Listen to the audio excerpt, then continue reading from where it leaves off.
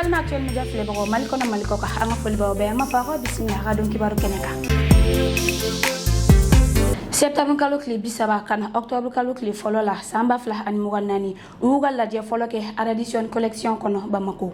Ni lajɛ kun bɛ tali kɛ ka jateminɛ kɛ waleya kɛcogo ɲuman kan min bɛ dɛmɛ don marabolow ka politiki ni a nafolo dɔɔni bagaw ma Liptako Guruma jamanaw la ni o ye Mali, Burkina ani Niger.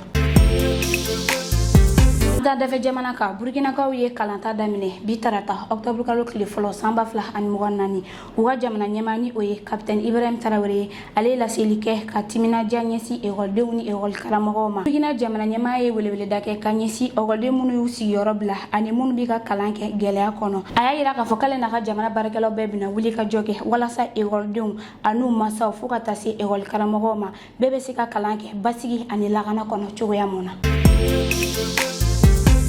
Jamana kɔ kan kibaru an bɛ taa Tunisikaw fɛ mɔgɔ 17 ka jamana kuntigiya ɲini sɛbɛn ladonni kɔfɛ sɔn kɛra saba minnu na o ye mɔgɔ 2 dɔrɔn ye ka fara u ka sisan jamana kuntigi kan ni o ye Kais Saied ye. O b'a yira k'a fɔ ko sisan jamana kuntigi ni mɔgɔ 2 de bɛna jamana ɲini wale boloda ka bɛn octobre kalo tile 6 ma san 2024 hakilina jiginna Tunisi kalata ɲɛmɔgɔbaw y'u ka jaabi bɔ mun bɛ tali kɛ jamana kuntigiya ɲini sɛbɛn ladonbagaw ka gafew la. Fana Sinalakaw ye bɛɛ fanga bisigi dɔ jalaki min ka laɲini ye ka jamana kuntigi kɔrɔ ka laɲiniw sabati.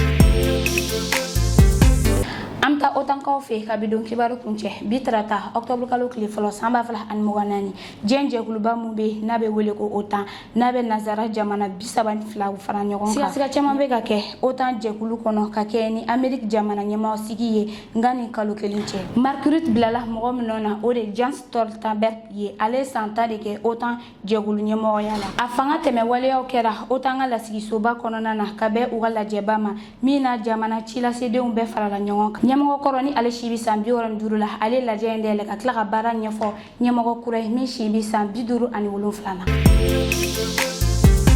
An balima actuel media filɛbagaw ni de bɛ dasigi kɛ a ka bi don kibaru la an b'a fɔ aw k'an bɛn diɲɛ wagati wɛrɛ.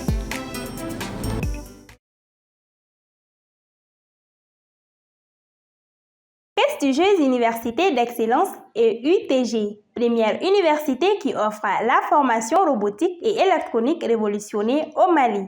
Et UTG, 80% de pratique et 20% de théorie. Elle oriente surtout les jeunes vers l'entrepreneuriat, ce qui fait que 70% de ses étudiants deviennent des entrepreneurs. L'école supérieure de commerce ESC Mali School of Management, l'école qui forme les leaders de demain, elle se distingue comme l'une des meilleures écoles de commerce de la sous-région. ESC Mali est réputée pour l'excellence de ses formations qui préparent efficacement les étudiants à devenir des entrepreneurs et des managers compétents.